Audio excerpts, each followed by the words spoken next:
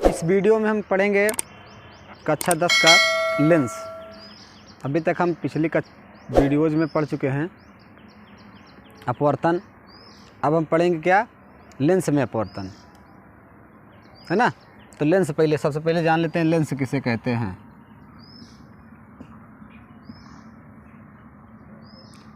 Lens किसे कहते हैं? लेंस एक ऐसा पारदर्शी माध्यम होता है। लेंस एक ऐसा पारदर्शी माध्यम होता है जिसमें कम से कम एक पृष्ठ गोलीय हो। कहने का ही मतलब है, अगर जैसे ही है टीका है, ये कांच का टुकड़ा है, तो ये भी तो पारदर्शी है, लेकिन ये लेंस नहीं है। क्यों नहीं है? क्योंकि इसका कम से कम एक पृष्ठ क्या होना चाहिए? गोलीय। तो लेंस एक ऐसा पारदर्शी माध्यम होता है जिसका एक पृष्ठ कम से कम क्या हो? गोलीय हो। तो क्या कहलाएगा? लेंस कहलाएगा। लेंस एक ऐसा पारदर्शी माध्यम होता है, पारदर्शी माध्यम होता है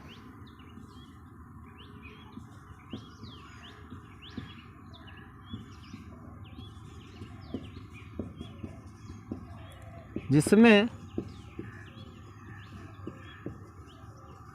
कम से कम एक पृष्ठ गोलीय हो।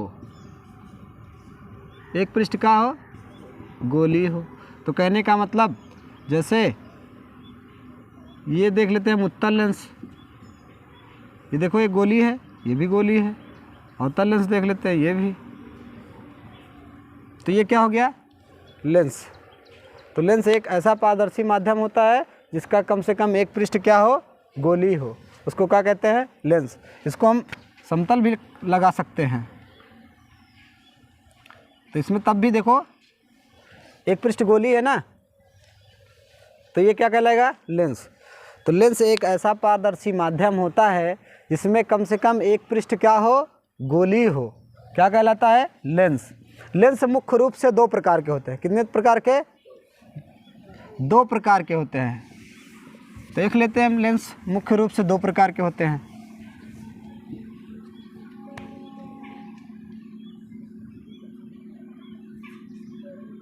उत्तल लेंस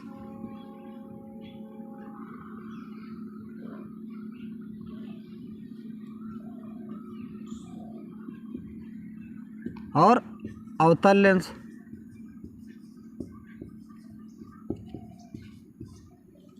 उत्तल लेंस और अवतल लेंस, ये देखते हैं हम। उत्तल लेंस, ये क्या होता है? उत्तल लेंस।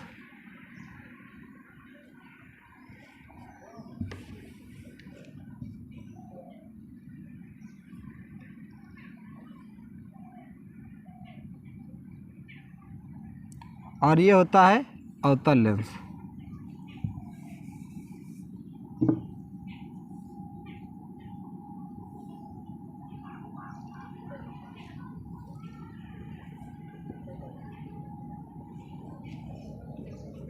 इसमें इसको उत्तल लेंस कहते हैं, इसको क्या कहते हैं? अवतल लेंस। तो उत्तल लेंस किसे कहते हैं? जो किनारों पर पतला तथा बीच में मोटा होता है, क्या कहलाता है? उत्तल लेंस। या इसे अभिसारी लेंस भी कहते हैं। कौन सा लेंस? अभिसारी लेंस। तो ऐसा लेंस जो प्रकाश की किरणों को इकट्ठा कर देता है, क्या कहलाता है? अभिसारी।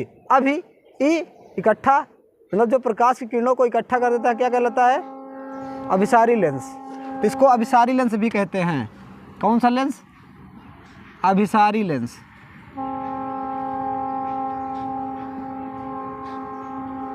ऐसा लेंस जो प्रकाश की किरणों को इकट्ठा कर देता है, अभिसारी लेंस कहलाता है। और ऐसा लेंस जो प्रकाश की किरणों को फैलाता है, उसको अपसारी लेंस या अवतल लेंस कहते हैं। अपसारी।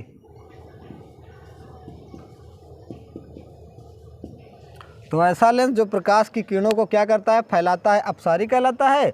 और ऐसा लेंस जो प्रकाश की किरणों को इकट्ठा करता है, अभिसारी लेंस कहलाता है या उत्तल लेंस कहलाता है। तो अवतल लेंस की परिभाषा क्या हो जाएगी? जो किनारों पर मोटा तथा बीच में पतला होता है, अवतल लेंस कहलाता है। इसकी परिभाषा क्या थी? जो किनारों पर पतला तथा बीच में मोटा होता है, क्या कहलाता है? उत्तल लेंस। या ऐसा लेंस जो दो उभरे हुए पृष्ठों से मिलकर बना होता है, दो गोली उभरे हुए पृष्ठों से मिलकर बना होता है, क्या कहलाता है? उभयोत्तल लेंस। इसको क्या और एक नाम से क्या जानते हैं? उभयोत्तल। उभयोत्तल। ऐसा लेंस जो दो उभरे हुए गोली पृष्ठों से मिलकर बना होता है क्या कहलाता है? उभयोत्तल लेंस। और ऐसा लेंस जो दो दबे हुए पृष्ठों से मिलकर बना होता है क्या कहलाता है? अभयोत्तल लेंस।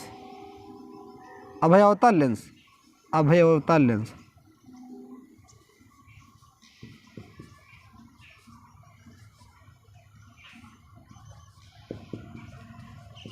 तो ये उत्तल लेंस और अवतल लेंस के तीन नाम हो गए, उत्तल लेंस या विसारी लेंस या उभयोत्तल लेंस, अवतल लेंस अपसारी लेंस या उभयोत्तल लेंस।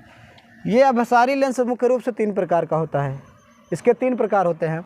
एक समतल और उत्तल लेंस, आगे हम समतल लगा देते हैं और ये उत्तल, तो ये क्या हो गया? समतलोत्तल।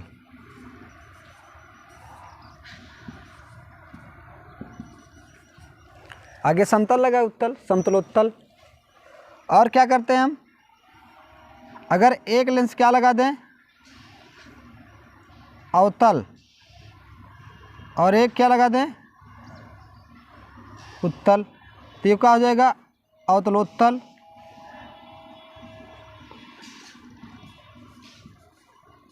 अवतलोत्तल लेंस, अवतलोत्तल हो गया। अब ये वाला देख लेते हैं हम, ये तीन प्रकार का हो गया ना। वैसे तो 6 होते हैं लेकिन मुख्य रूप से 2 ही पढ़ाए जाते हैं। हमको पढ़ना केवल उत्तल और अवतल के बारे में है, होते तो 6 हैं। इसको देख लेते हैं। पहले हम क्या लगा देते हैं? अवतल, समतल लगा देते हैं।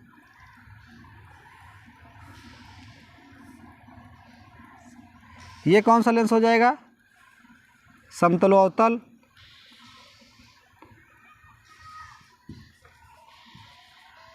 अवतल, समतलोत्तल,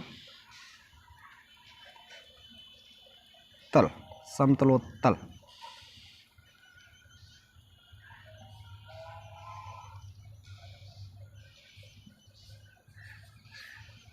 और इसको देख लेते हैं।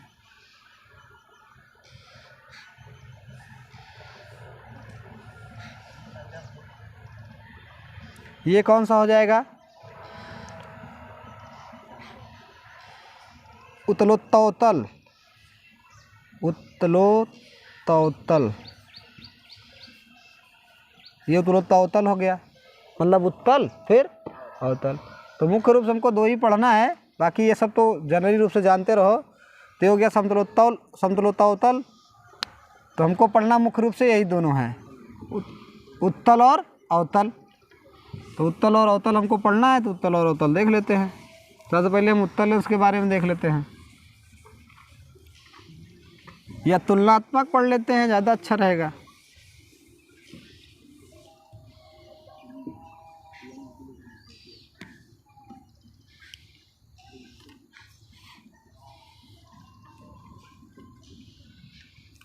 इसमें 2 फोकस होते हैं, F1, F2, 2 फोकस होते हैं। और देखते हैं, जिस गोली खोखले गोली पृष्ठ से इसको काट कर निकाला जाता है, उसके केंद्र को ही इसका वक्रता केंद्र कहते हैं, या वक्रता त्रिज्या कहलाती है। ये सपोज दैट है। ऐसे ये ऐसे इधर हो जाएगा R2,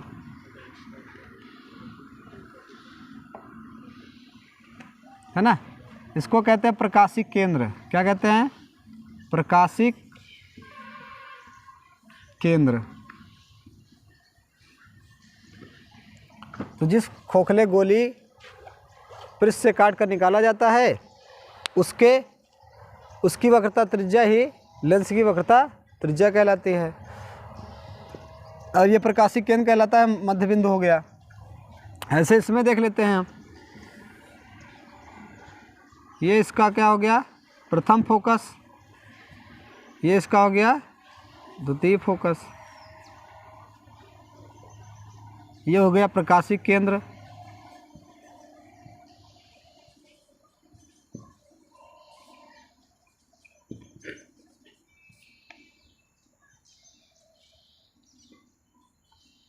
ये R1, ये R2,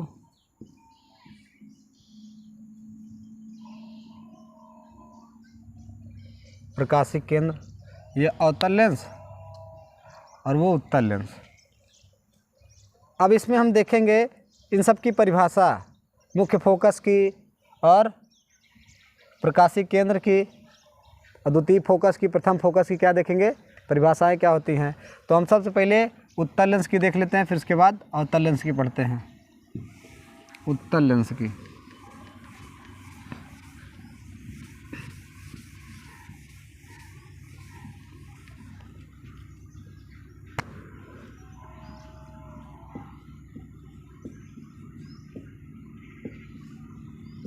उत्तल लेंस हमने बताया ऐसा लेंस जो क्या होता है, किनारों पर पतला तथा बीच में मोटा होता है, क्या कहलाता है, उत्तल लेंस कहलाता है। F1, F2। उत्तल लेंस में जिस बिंदु से आने वाली प्रकाश किरणें मुख्य अक्ष के समांतर हो जाती हैं, इसको क्या कहते हैं, मुख्य अक्ष, प्रिंसिपल एक्सिस।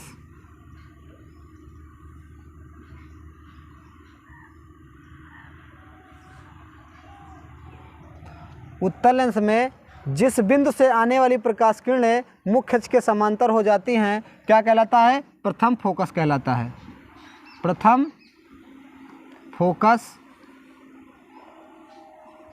कहलाता है।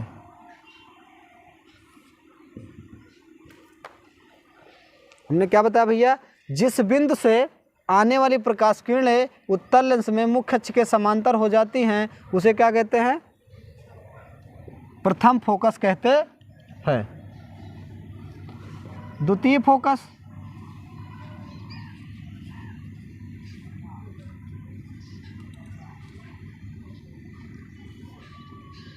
द्वितीय फोकस देख लेते हैं।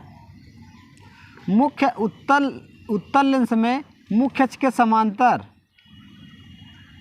उत्तल लेंस में मुख्य अक्ष के समांतर चलने वाली प्रकाश किरणें, उत्तल लेंस में मुख्य अक्ष के समांतर चलने वाली प्रकाश किरणें जिस बिंदु पर एकत्रित होती हैं या इकट्ठा होती हैं, जिस बिंदु पर एकत्रित होती हैं या इकट्ठा होती हैं, क्या कहलाता है, द्वितीय फोकस। मुख्य अक्ष के समांतर चलने वाली प्रकाश किरणें अपवर्तन के पश्चात, किसके पश्चात, अपवर्तन के पश्चात जिस बिंदु पर जिस बिंदु पर मिलती हैं, क्या कहलाता है, द्वितीय फोकस कहलाता है। पहली परिभाषा क्या बताया हमने, जिस बिंदु से आने वाली प्रकाश किरणें मुख्य अक्ष के समांतर हो जाती हैं, उसे क्या कहते हैं, प्रथम फोकस।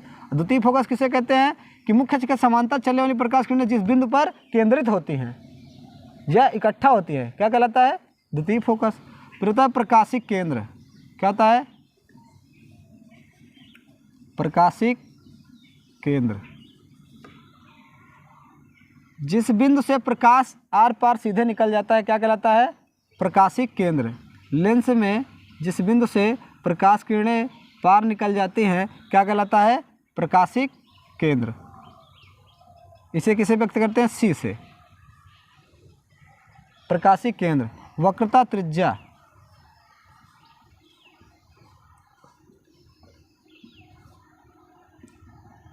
ये वक्रता त्रिज्या हो जाएगी। गोलीय दर्पण की वक्रता त्रिज्या ही लेंस की वक्रता त्रिज्या कहलाती है। गोली खोखले कांच की वक्रता त्रिज्या ही क्या कहलाती है, लेंस की वक्रता त्रिज्या कहलाती है। इसे R से व्यक्त करते हैं, R1 R2 हो जाता है। तो ये प्रकाशीय केंद्र। मुख्य अक्ष किसे कहते हैं? ये सब हम दर्पण में पढ़ा चुके हैं। मुख्य अक्ष दोनों फोकस को मिलाने वाली रेखा को क्या कहते हैं? प्रकाशीय केंद्र और फोकस को मिलाने वाली रेखा को क्या कहते हैं? मुख्य अक्ष। प्रकाशीय केंद्र और फोकस को मिलाने वाली रेखा को क्या कहते हैं? मुख्य अक्ष कहते हैं। तो ये हो गया आपका मुख्य अक्ष, प्रथम फोकस, द्वितीय फोकस, प्रकाशीय केंद्र। अब ऐसे हम उत्तल लेंस में, अवतल लेंस में देख लेते हैं।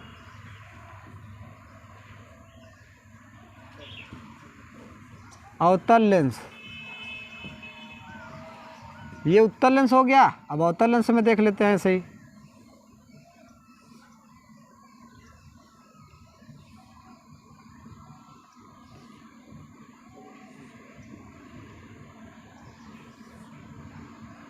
ये प्रकाशीय केंद्र हो गया, ये प्रथम फोकस हो गया।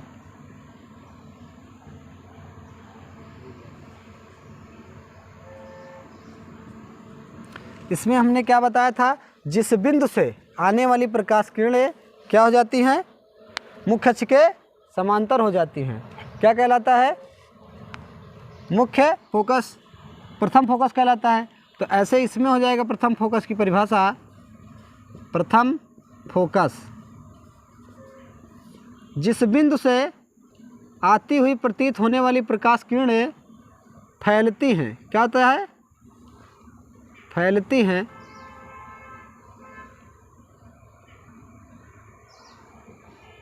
जिस बिंदु से आती हुई प्रतीत होने वाली प्रकाश किरणें मुख्य अक्ष के समांतर हो जाती हैं।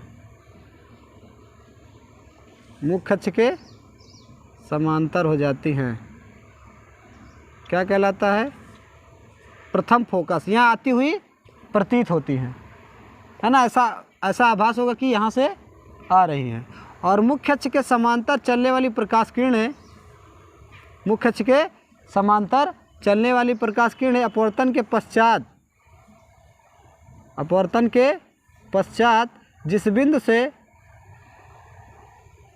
जिस बिंदु पर से आती हुई प्रतीत होती है, क्या कहलाता है? द्वितीय फोकस कहलाता है। ये द्वितीय फोकस हो जाएगा।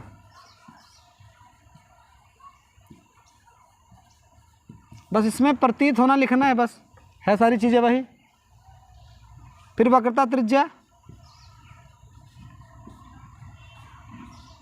वक्रता त्रिज्या बताए हैं कि खोखले गोली कांच की वक्रता त्रिज्या ही लेंस की वक्रता त्रिज्या कहलाती है। और हमने क्या बताया? प्रकाशिक केंद्र देख लेते हैं। प्रकाशिक केंद्र हमने बताया कि जिस स्थान से प्रकाश किरणें आर पार सीधे निकल जाती हैं, क्या कहलाता है? प्रकाशिक केंद्र। इसे सी से व्यक्त करते हैं। मुख्य अक्ष,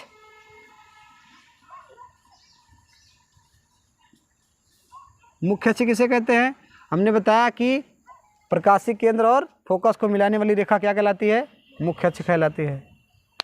बस ये प्रथम फोकस, द्वितीय फोकस, वक्रता त्रिज्या, प्रकाशिक केंद्र की परिभाषा हो गई। ये उत्तल लेंस में सब हो गया परिभाषा। अब हम देख लेते हैं उत्तल लेंस में अपवर्तन के नियम या प्रतिबिंब बनने के नियम देख लेते हैं। उत्तल लेंस में प्रतिबिंब बनने का नियम।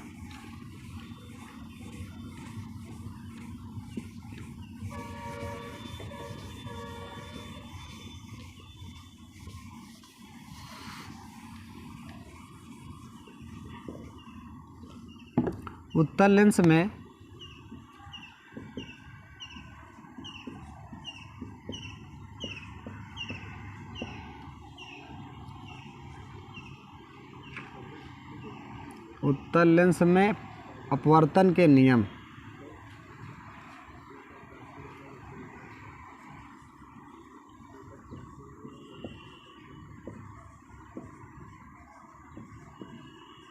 अपवर्तन के नियम क्या, या क्या कह सकते हैं? प्रतिबिंब बनने का नियम। तो ये हो जाता है क्या? उत्तल लेंस हमारा। ये हो गई मुख्य अक्ष। तो इसमें हमने बताया है पहला नंबर क्या हो जाएगा कि मुख्य अक्ष के समांतर चलने वाली प्रकाश किरणें, मुख्य अक्ष के समांतर चलने वाली प्रकाश किरणें द्वितीय फोकस पर क्या होती है, केंद्रित होती है। मुख्य अक्ष के समांतर चलने वाली प्रकाश किरणें द्वितीय फोकस पर केंद्रित होती है, इकट्ठा होती है। दूसरा हो जाएगा आपका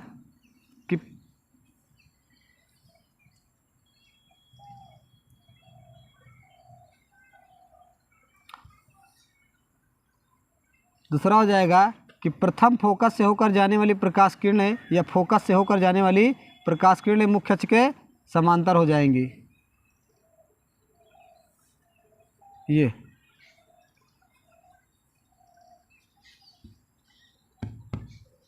प्रथम फोकस से होकर जाने वाली प्रकाश किरणें या फोकस से होकर जाने वाली प्रकाश किरणें क्या हो जाता है, मुख्य अक्ष के समांतर हो जाती हैं।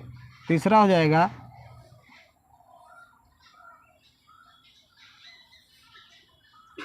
प्रकाशीय केंद्र से होकर जाने वाली प्रकाश किरणें सीधे निकल जाती हैं। प्रकाशीय केंद्र से होकर जाने वाली प्रकाश किरणें सीधे निकल जाती हैं। तो ये हो गया क्या, उत्तल लेंस में अपवर्तन के नियम या उत्तल लेंस में प्रतिबिंब बनने का नियम, कि भैया मुख्य अक्ष के समांतर जो प्रकाश किरण जाएगी द्वितीय फोकस पर क्या हो जाएगी। अब आपके माइंड में यह होना चाहिए कि सर जी कह लिए जो है ये द्वितीय फोकस पे जाके इकट्ठा हो रही है ना भाई, ये लेंस कह लिए इकट्ठा कर रहा है, वो वाला क्या कर रहा है, फैला रहा है, तो कह लिए तो हम क्या करते हैं, इसको इस लेंस को एक प्रतिबिंब के आकार, एक प्रिज्म के आकार का मान सकते हैं। किसके आकार का, प्रिज्म के आकार का। अगर हम इसको प्रिज्म के आकार का देखें ये ऐसा है ना, ये ऐसा प्रिज्म के अनुसार कार्य कर रहा है, समझ लीजिए ये एक प्रिज्म की भांति है ना। तो प्रिज्म का क्वालिटी होता है कि वो क्या करता है, प्रकाश की किरणों को अपने आधार की ओर मोड़ देता है। तो इसका आधार इधर होगा, तो ये क्या करेगा, मुख्य अक्ष के समांतर आने वाली प्रकाश किरण ये अपने आधार की ओर मोड़ देगा, ये मोड़ा है ना। अगर यहाँ से प्रकाश किरण आई तो ये अपने आधार इसका नीचे है तो इधर मोड़ दिया, या यहाँ आया इधर मोड़ दिया, है ना। तो ये प्रिज्म की भांति बना रहता है, इसीलिए इसको क्या कहते हैं, अभिसारी लेंस। क्या कहते हैं, अभिसारी लेंस। प्रकाश की किरणों को क्या कर देता है, इकट्ठा करता है, इसलिए इसको अभिसारी लेंस कहते हैं। और अवतल लेंस क्या होता है, अवतल लेंस को अपसारी लेंस कहते हैं। उसको देख लेते हैं हम। ये अवतल लेंस है, हमने क्या बताया, ये प्रिज्म की भांति बना है, प्रिज्म से मिलकर बना है, सपोज दैट प्रिज्म से मिलकर बना है। तो ये मुख्य अक्ष के समांतर चलने वाली प्रकाश किरणें ये क्या करेगा, आधार की ओर मोड़ देगा ना, इसका आधार यही है, तो क्या कर दिया, फैला दिया। ये देखो आधार की ओर मोड़ा कि नहीं, फैला दिया ना।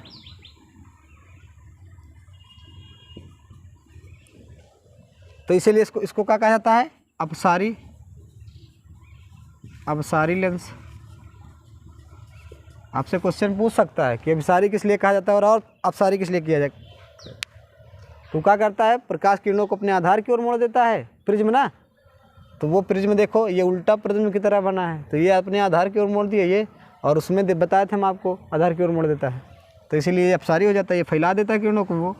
अब हम देख लेते हैं उत्तल लेंस में प्रतिबिंब का बनना, है ना। उत्तल लेंस में प्रतिबिंब कितने तरीके से बनता है। जैसे हम अवतल लेंस में, अवतल दर्पण में पढ़े थे, ठीक वही विपरीत यहाँ उत्तल लेंस में पढ़ेंगे। तो देख लेते हैं हम उत्तल लेंस में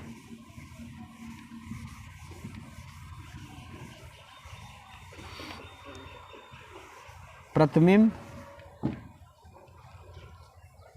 उत्तल लेंस में प्रतिबिंब का स्थिति व बनना।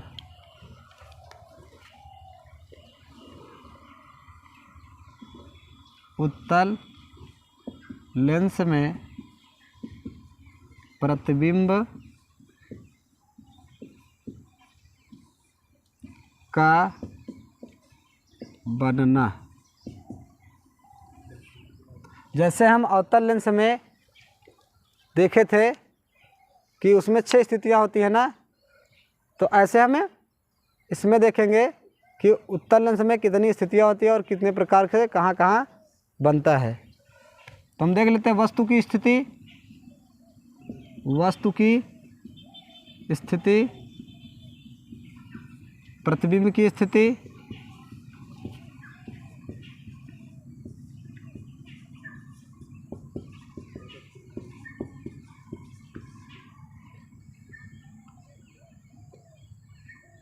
आकार,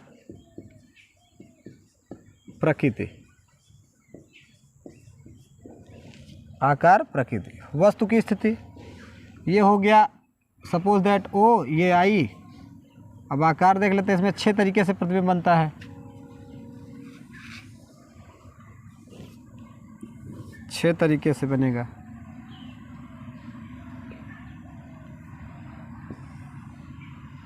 पहला, जब वस्तु अनंत पे हो। दूसरा, जब वस्तु अनंत और 2f के बीच में हो। तीसरा, जब वस्तु 2f पर ही हो। चौथा, जब वस्तु 2f और f के बीच हो। पांचवा, जब वस्तु f पर हो। छठा, जब वस्तु f और c के बीच में हो। c का मतलब प्रकाशिक केंद्र के बीच में। तो हम क्या करते हैं, ये 6वीं कंडीशन, इसको बाद में देखेंगे और यहाँ से देख लेते हैं। यहीं से हम क्या करते हैं, इस चीज़ों को उलट देते हैं। तो देखो ये अनंत पे है तो इसका प्रतिबिंब कहाँ बनेगा, फोकस पर। ये इनफाइनाइट और 2f के बीच में है तो यहाँ इसका प्रतिबिंब कहाँ बनेगा, 2f और f के बीच में। ये 2f पर है तो 2f पर ही बनेगा। ये 2f और f के बीच है तो इसका प्रतिबिंब कहाँ बनेगा, इनफाइनाइट और 2f पर। ये f पर है तो इसका प्रतिबिंब कहाँ बनेगा, अनंत पर। ये प्रकाशिक केंद्र और वक्रता केंद्र के प्रकाशिक केंद्र और वक्रता केंद्र फोकस के बीच है ना, तो इसका लेंस की ओर ही बनेगा। किधर, लेंस की ओर, लेंस की ओर ही बनता है। जिधर लेंस रहेगा मतलब प्रकाश की किरणें जिस तरफ से डाली जाएंगी उधर ही बनता है। फिर ये आकार में, ये बिंदु के आकार का रहेगा। कैसा रहेगा, बिंदु के आकार का। और ये हो जाएगा बड़ा थोड़ा सा, ये बराबर हो जाएगा, ये इसके बराबर हो जाएगा। ये छोटा रहेगा, सॉरी ये क्या रहेगा, छोटा, ये बराबर, ये बड़ा, और ये बहुत बड़ा। ये भी बड़ा रहेगा, ये भी बड़ा रहेगा। ये उल्टा वास्तविक, उल्टा वास्तविक, ये भी उल्टा वास्तविक, उल्टा वास्तविक, उल्टा वास्तविक, उल्टा वास्तविक। और ये क्या रहेगा, सीधा आभासी। क्या रहेगा, सीधा आभासी। ये सीधा आभासी रहेगा। तो अब हम इसके अगले वीडियो में क्या देखेंगे, इनका किरण आरेख खींचना कि अनंत पे रखी वस्तु का प्रतिबिंब f पर किस तरीके से बनता है। तो आज के लिए इतना। अब अगले वीडियो में हम पढ़ेंगे